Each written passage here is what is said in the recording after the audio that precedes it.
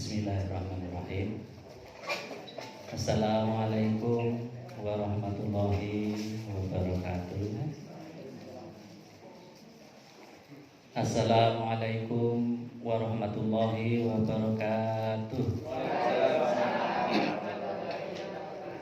Alhamdulillah, alhamdulillah wa syukurillah. La haula wa la quwata illa billah. Asyhadu an la ilaha illallah wa la syarikalah wa asyhadu anna Muhammadan abduhu wa rasuluh. Allahumma sholli ala sayyidina Muhammad wa ala ali sayyidina Muhammad.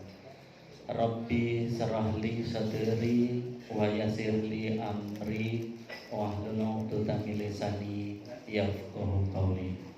Amin. Yang kami hormati Bapak Dr. Andes Purwanto MPD, Kepala SMP Negeri 1 Silogiri.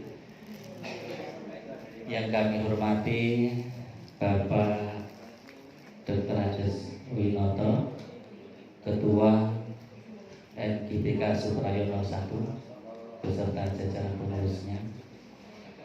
Yang kami hormati Bapak Ibu Guru BK Suprayono 1,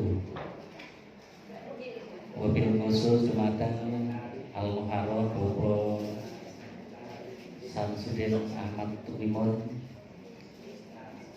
yang selalu hadir dalam kegiatan GBK di Suprayono 1 ini. Puji syukur, mari kita panjatkan kehadiran Allah Subhanahu wa Ta'ala, karena pada kesempatan yang berbahagia ini Allah masih memperjalankan kita sekalian di laboratorium MIPA SMP Negeri 1 Silogiri dalam keadaan sehat walafiat tanpa kurang suatu apapun. Alhamdulillah.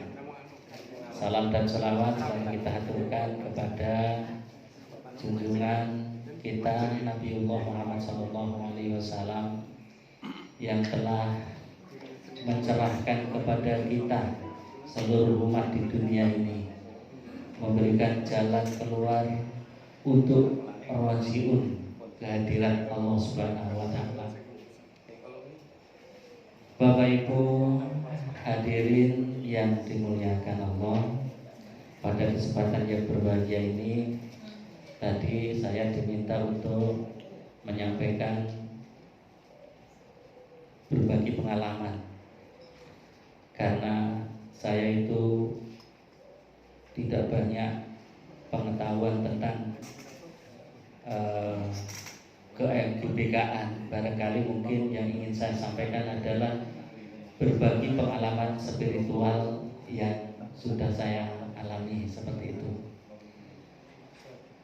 Sebagaimana mungkin yang pernah kita dengar di dunia pendidikan bahwa kecerdasan itu ada 3: kecerdasan intelektual, kecerdasan emosional, dan kecerdasan spiritual. Kecerdasan emosional, kecerdasan intelektual, dan kecerdasan spiritual.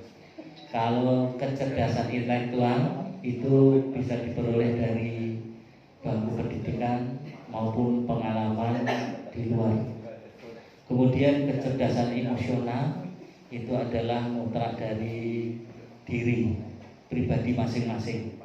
Kecerdasan emosional itu adalah kecerdasan untuk merasakan perasaan diri sendiri dan perasaan orang lain. Orang yang mempunyai kecerdasan emosional biasanya dia sukses di dalam hidupnya, karena segala sesuatu dia bisa mengendalikan perasaannya. Perasaannya sendiri saja bisa dikendalikan, apalagi perasaan orang lain.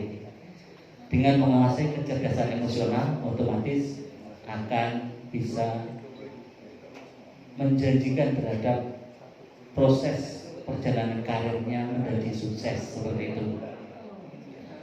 Dengan berbekal kecerdasan intelektual maupun emosional yang dikuasai. Namun dari kedua kecerdasan tersebut, apabila tidak disertai dengan kecerdasan yang ketiga, maka belum dikatakan sukses dunia akhirat. Karena kecerdasan spiritual itu akan menjadi kunci mutlak bagi perjalanan hidup seorang manusia untuk kembali kepada Sang Penciptanya. Sebagaimana kita pahami bahwa kita ini adalah dari Allah dan akan kembali kepada Allah. Namun dalam perjalanan kita dari Allah untuk kembali kepada Allah, itu kita melalui kehidupan di dunia ini. Dan kehidupan di dunia ini adalah penuh retorika dan penuh godaan. Terutama adalah godaan yang muncul dari pikiran kita, yang muncul dari diri kita sebagai manusia, yang disebut keinginan-keinginan. Dan lebih populernya kalau di dalam agama lebih disebut keinginan hawa nafsu. Walaupun hawa nafsu itu juga merupakan suatu kelebihan yang diberikan oleh Allah kepada manusia. Namun kalau hawa nafsu itu tidak dikendalikan, justru bisa menjerumuskan kita ke dasar jurang yang paling dalam. Itu seperti itu. Bapak, Ibu, dan saudara-saudara sekalian, pengalaman spiritual yang ingin saya sampaikan kepada Bapak, Ibu, dan saudara-saudara sekalian adalah proses pengenalan diri kepada Sang Pencipta. Saya yakin orang seluruh dunia ini sudah beragama. Walaupun ada orang yang mengaku bahwa dirinya itu ateis atau tidak bertuhan. Walaupun seseorang yang mengaku ateis sekalipun dia tidak mengakui adanya Tuhan, tapi hidupnya tidak lepas dari Tuhan itu sendiri. Oleh karena itu, termasuk kita sekalian, kita semua juga sudah bertuhan. Kita semua sudah beragama. Namun dari pengalaman kita menjalankan agama, rata-rata kita beragama itu adalah mengikuti orang tua kita, mengikuti mbah-mbah kita. Bahkan mungkin ada juga yang beragama itu mengikuti lingkungannya. Misalnya kita, orang tua kita Islam, kita ikut Islam. Mbah-mbah kita Islam, kita ikut Islam. Lingkungan kita banyak yang beragama Islam, kita ikut Islam. Tetapi kita tidak mengikuti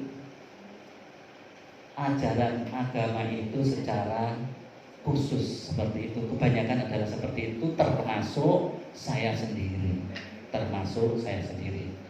Oleh karena itu, berdasarkan kebanyakan yang dialami oleh rekan-rekan kita, teman-teman kita, saudara-saudara kita, termasuk saya sendiri, bahwa dalam beragama itu kita hanya mengalir mengikuti orang tua.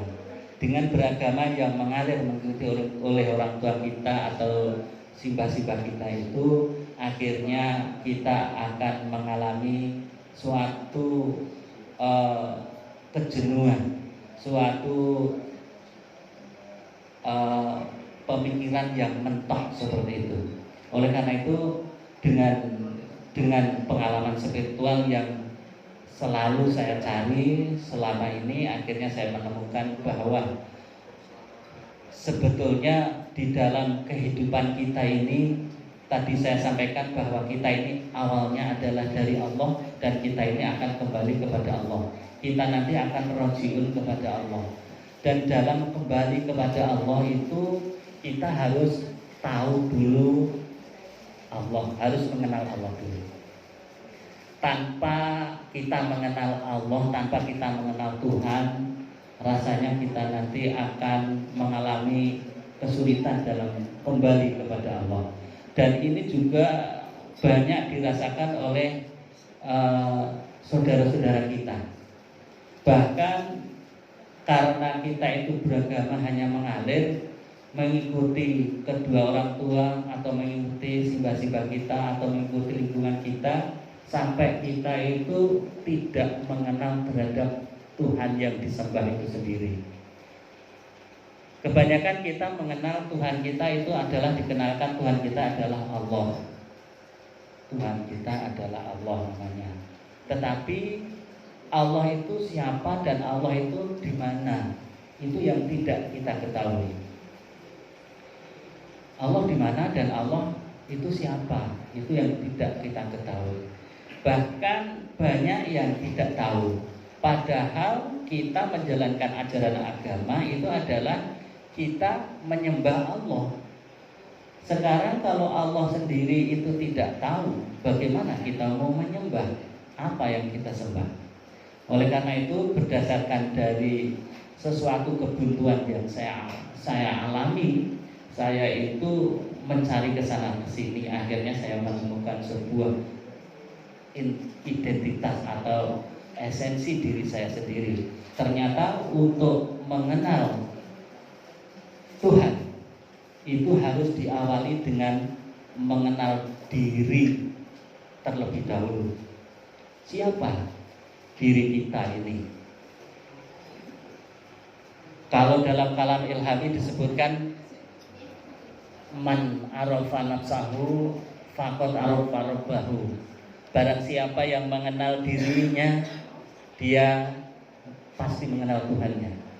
Maka untuk bisa mengenal Tuhannya, sudah barang tentu kita harus diawali mengenal diri dulu. Siapa diri kita yang sesungguhnya? Untuk mengenal diri kita, supaya kita ini bisa tahu diri. Dengan mengenal diri, kita tahu diri. Siapa sebenarnya diri kita ini? Makanya agar kita bisa mengenal Tuhan, kita harus diawali dengan mengenal diri. Siapa diri kita ini yang sesungguhnya?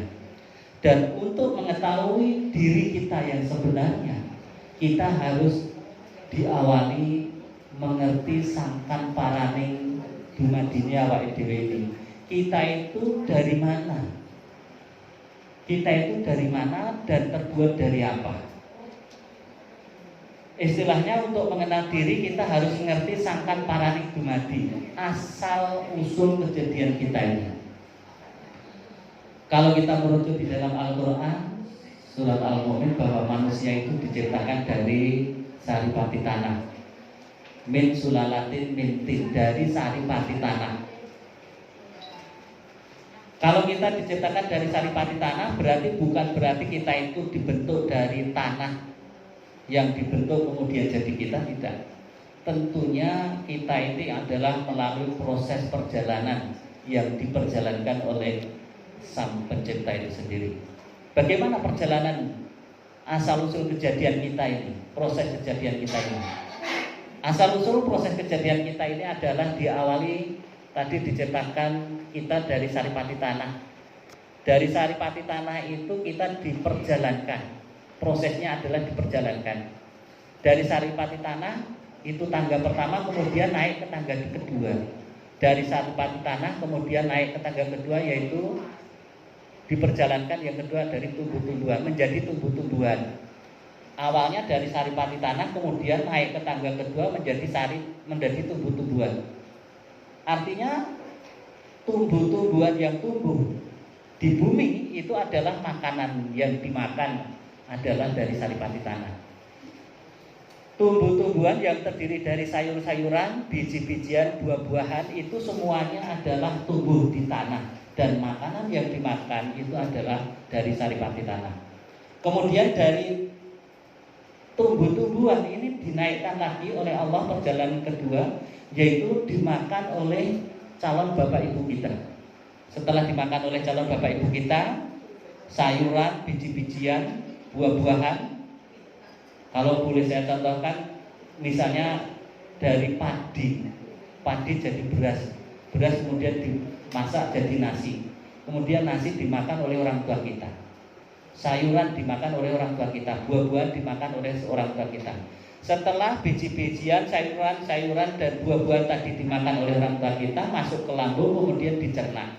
Setelah dicerna, Kemudian dipisahkan antara sari-sari makanan dan ampas. Kalau ampas itu dibuang setiap pagi. Kemudian sari-sari makanan tadi yang dimakan oleh kedua orang tua kita tadi didistribusi ke seluruh tubuh. Didistribusi ke seluruh tubuh sebagai pengganti sel pertumbuhan dan sel perkembangan serta pengganti sel-sel yang rusak. Ada beberapa di antaranya sampailah ke tulang sulbi, jadilah untuk yang bapak yang namanya sel sperma. Kemudian untuk yang ibu jadilah yang namanya sel telur atau ovum. Sel sperma dan sel telur terjadi pertemuan. Dengan adanya bapak ibu kita melakukan pertemuan. Setelah terjadinya pertemuan antara sel sperma dan sel telur, maka terjadilah proses yang disebut proses pertumbuhan. Proses pertumbuhan setelah sel telur atau ovum dibuahi, kemudian terjadilah proses pertumbuhan. Kemudian sel telur yang sudah dibuahi tadi ditempatkan di tempat yang kokoh, yaitu di rahim. Dan di sanalah dimulai proses pertumbuhan dari segumpal darah. Jadi dari sel telur yang sudah dibuahi tadi 40 hari pertama menjadi segumpal darah. Kemudian 40 hari yang kedua menjadi segumpal daging. Kemudian 40 hari yang ketiga menjadi tulang belulang yang dibalut daging. Artinya di saat 40 hari ketiga itulah proses kejadian manusia itu sempurna. Artinya sempurna, dari ujung rambut sampai ujung kaki itu sudah lengkap. Ada kepalanya, ada matanya, ada kupingnya, ada hidungnya, ada mulutnya. Kemudian ada lehernya, ada baunya, ada kembung badan. Kemudian ada tangan, ada kaki, ada jari. Kemudian yang terakhir ditentukanlah kelaminnya, lanang atau itu, laki atau perempuan. Itulah proses kejadian manusia, proses asal usul kejadian manusia, asal usul sangkan parani dumadine awake dhewe, sehingga setelah sempurna bentuknya, maka di dalam Al-Quran Allah menjelaskan, setelah aku sempurnakan bentuknya maka aku tiupkan ruhku. Janin yang sudah disempurnakan tadi, Allah berkata di dalam Al-Quran menjanji terhadap ruh di janin tadi atau ruh yang ada di kandungan ibu kita. Bagaimana menjanjinya? Kalau di dalam Al-Quran dijelaskan, alastu birubikum, bukankah aku ini Tuhanmu? Kemudian sang roh menjawab, bala sahidna, iya, engkau adalah Tuhanku. Artinya proses kejadian kita ini dari saripati tanah diperjalankan Allah sampai menjadi wujud yang sempurna di dalam kandungan ibu. Kemudian setelah 9 bulan 10 hari kita tinggal menunggu kelahiran. Lahirlah kita ke dunia ini. Setelah 9 bulan 10 hari kurang lebih kita lahir ke dunia ini. Lahirlah kita sang jabat bayi saat itu dalam kondisi yang sempurna. Kemudian dikatakan semua bayi yang lahir itu adalah dalam kondisi fitrah. Kullu mauludin yuladu alal fitrah. Seluruh bayi yang lahir itu adalah dalam keadaan suci. Seluruh bayi yang lahir itu adalah dalam keadaan fitrah, tanpa noda dosa sedikit pun. Kenapa? Karena memang Allah yang memperjalankan. Nah, Bapak Ibu dan saudara-saudara sekalian, proses pengenalan diri yang pertama itu adalah kita mengenal asal-usul kejadian kita. Dan ternyata proses kejadian kita ini adalah kita ini satu bahan baku. Kita itu adalah sama-sama dari saripati tanah. Kita sama-sama diciptakan dari saripati tanah. Walaupun kita itu terlahir dari kedua orang tua yang berbeda, akan tetapi kita itu adalah satu bahan baku. Kita adalah sama-sama dari saripati tanah. Oleh karena itu, itulah yang disebut kita sesama manusia itu adalah saudara. Seperti itu. Bapak Ibu dan saudara-saudara sekalian, kesimpulannya setelah kita ini terlahir ke dunia ini, kesimpulannya untuk mengetahui jati diri kita, untuk mengenal diri kita, ternyata manusia itu setelah dilahirkan ke dunia ini dengan kondisi fitrah tadi, kita masih menjalani perjalanan berikutnya. Kesimpulannya adalah untuk mengenal diri bahwa kita ini adalah makhluk yang diciptakan oleh Allah. Kita itu hanya sebagai makhluk yang diciptakan oleh Allah. Inilah yang harus ditancapkan ke dalam hati sanubari yang paling dalam, yang menjadi benang merah kita bahwa manusia itu adalah hanya makhluk yang diciptakan oleh Allah. Dan kita ini adalah sama-sama satu bahan baku, sama-sama satu bahan dasar, sama-sama yang memproses Allah. Makanya kita ini adalah satu dengan yang lainnya adalah saudara. Seperti itu.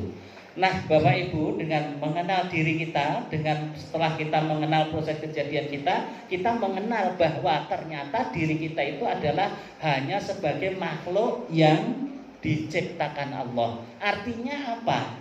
Kalau kita itu hanya sebagai makhluk yang diciptakan Allah, kita itu mempunyai keterbatasan. Kita itu mempunyai sifat-sifat yang lemah. Namun karena kesempurnaan yang diberikan oleh Allah, kita bisa melanglang dunia, bahkan bisa mencapai kesuksesan yang luar biasa di dalam mengarungi kehidupan ini. Namun kita harus ingat, jangan sampai lupa jati diri kita. Jangan sampai lupa siapa diri kita ini. Ternyata diri kita itu adalah hanya makhluk yang diciptakan. Ingat, kita itu hanya makhluk yang diciptakan. Kalau kita itu hanya makhluk yang diciptakan, artinya kita tidak bisa apa-apa dan tidak punya apa-apa. Adanya kita itu punya apa-apa dan bisa apa-apa karena ada yang memperjalankan kita. Karena ada hidup yang menghidupi di dalam diri kita. Oleh karena itu kita harus ingat bahwa hidup yang ada di dalam diri kita itu adalah hidupnya Allah. Dan kita tidak bisa hidup, tidak bisa berkembang, mulai dari diperjalankan dari Saripati Tanah hingga saat ini sekarang yang duduk di sini ini, kita tidak bisa apa-apa tanpa adanya hidupnya Allah tadi, tanpa adanya hayatullah tadi. Kesimpulannya Bapak Ibu, untuk mengenal diri pasti kita mengenal Tuhan. Tadi ada ungkapan kalam ilhami yang mengatakan bahwa man arafa nafsahu faqad arafa rabbahu. Barang siapa yang mengenal dirinya, dia pasti mengenal Tuhannya. Ternyata diri manusia itu adalah hanya sebagai makhluk yang diciptakan. Kita bisa apa-apa, bisa punya apa-apa karena ada yang memperjalankan, ada yang memperankan. Siapa yang memperankan? Yang memerankan diri kita itu adalah hidupnya Allah atau hayatullah tadi. Jadi di dalam diri manusia, di samping dilengkapi panca indera, kita itu juga dilengkapi sarana yang lain yang sangat rumit apabila itu dikaji. Jadi di dalam diri manusia itu dilengkapi dengan hati, dilengkapi dengan jiwa, dilengkapi dengan nyawa, dilengkapi dengan ruh, dilengkapi dengan hidup. Hati, nyawa, jiwa, hati, jiwa, nyawa, ruh itu adalah hidup. Dan hidup itu adalah hidupnya Allah. Itu adalah hayatullah. Kalau hidup yang ada di dalam diri manusia, hidup yang ada di dalam diri setiap orang, itu adalah bukan hidupnya diri kita ini.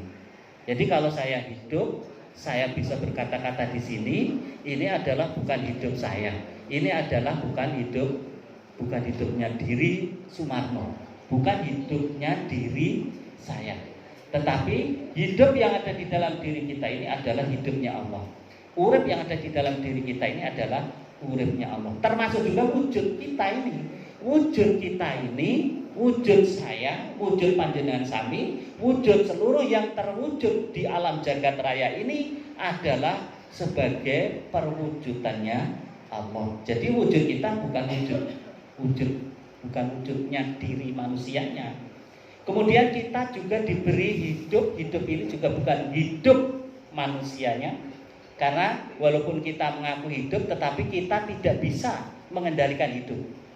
Banyak orang yang mengaku hidup tetapi dia tidak bisa mengendalikan hidup sedikit pun, karena memang hidup itu adalah milik Allah. Hidup itu sendiri adalah Allah.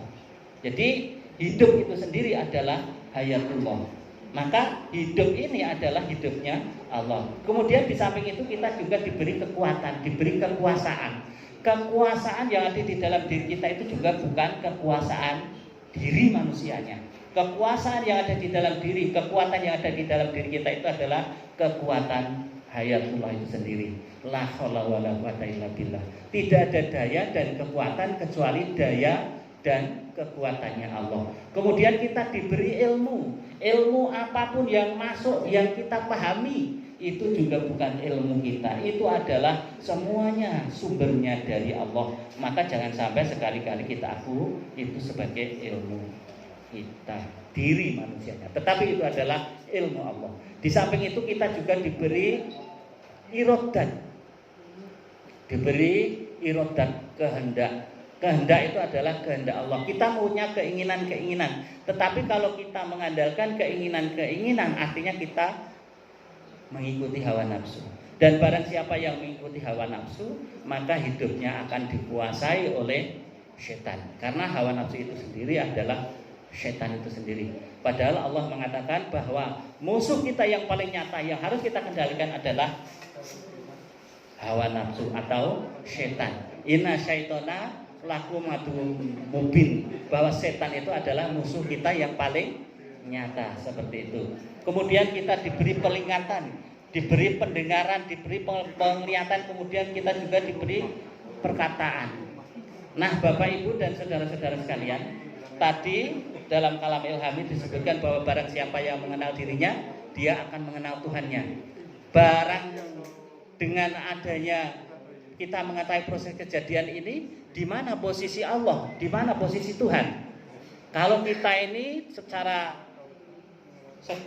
mengetahui proses kejadian diri kita itu adalah bisa mengenal diri, ternyata diri kita itu hanya makhluk yang diciptakan Tuhan. Dan kita harus sadar sesadar-sadarnya sebagai makhluk yang diciptakan Tuhan, kita tidak bisa apa-apa dan tidak punya apa-apa tanpa adanya peran uripe Allah, tanpa peran hayatullah itu sendiri.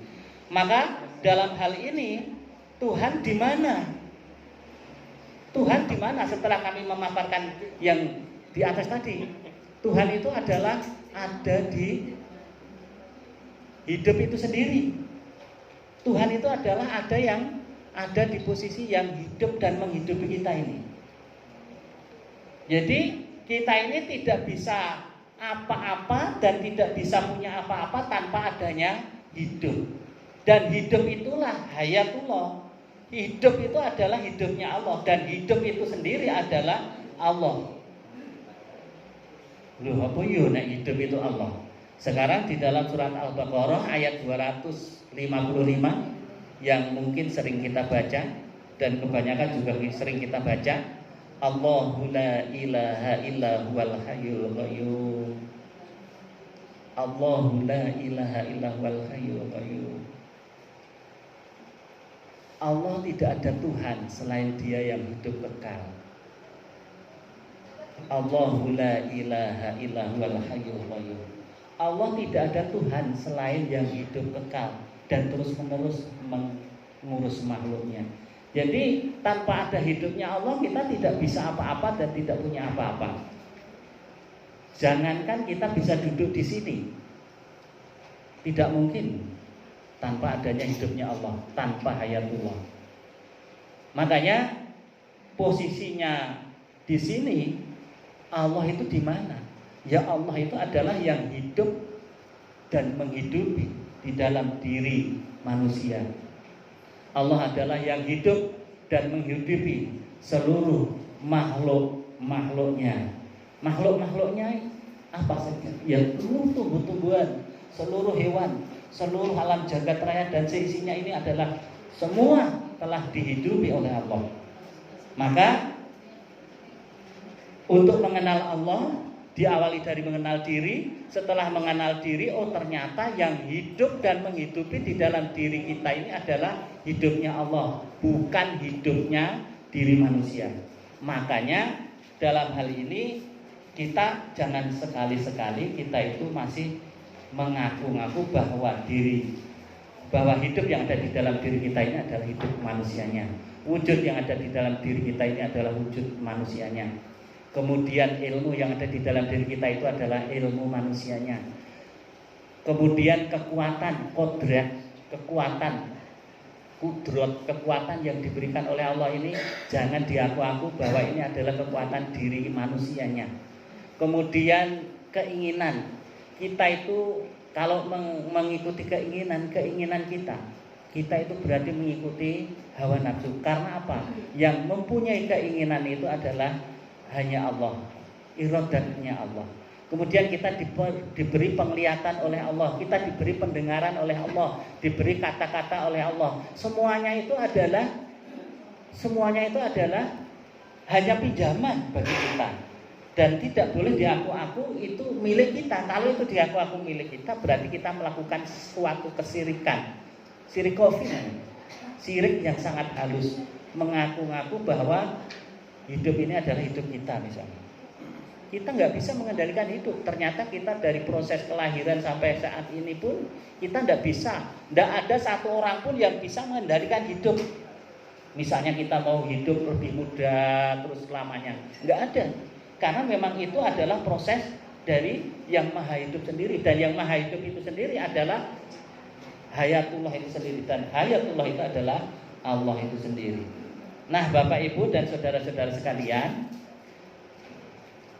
untuk mengenal Allah, mengenal diri. Setelah mengenal diri, kita pasti mengenal Allah. Ternyata Allah itu adalah yang hidup dan menghidupi seluruh alam jagat raya dan seisinya ini, termasuk yang hidup di dalam diri manusia ini. Ternyata itu adalah Allah Subhanahu wa taala.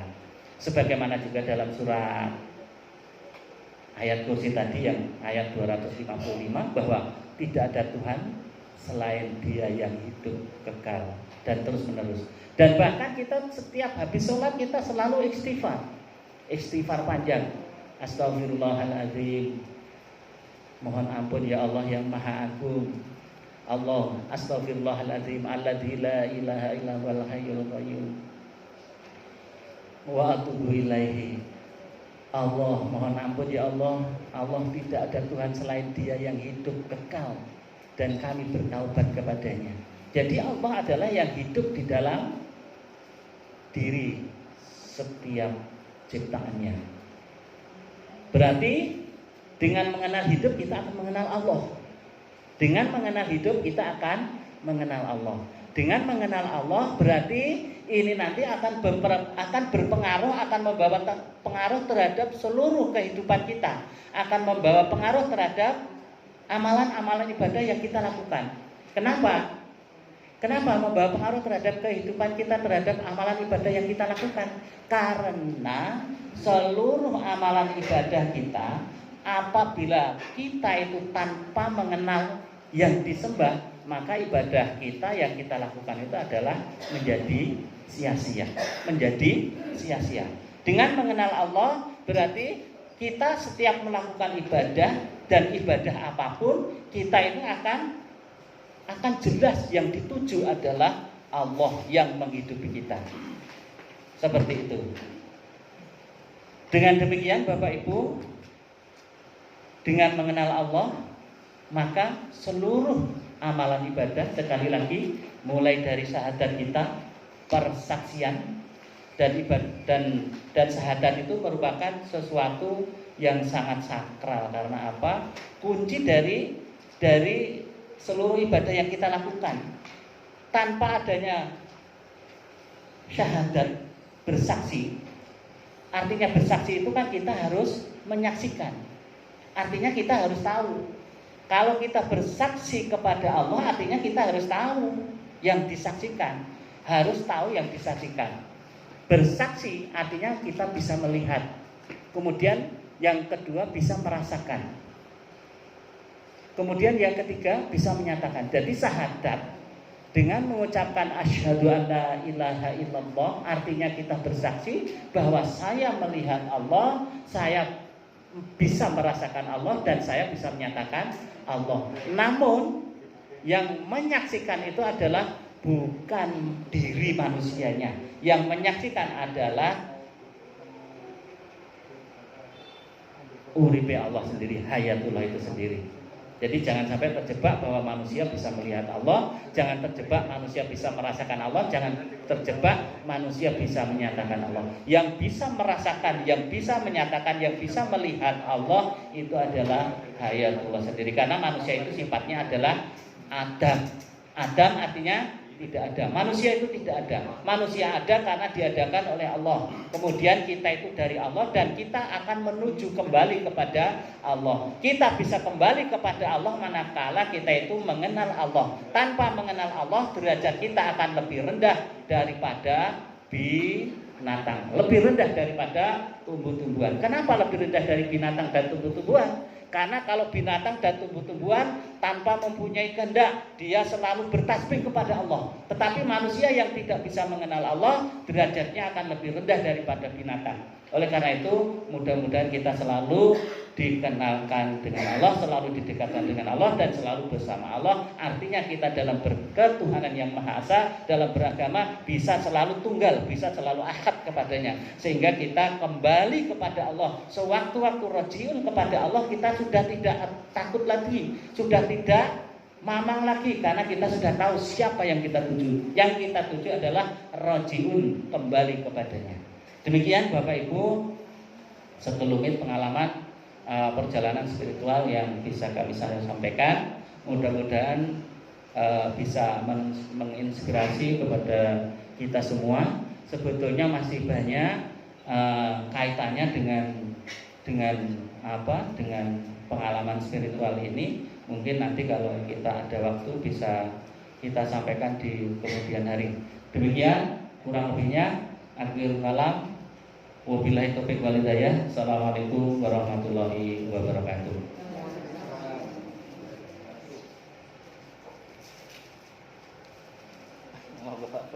Kemudian berbagi pengalaman tentang mengenal diri terhadap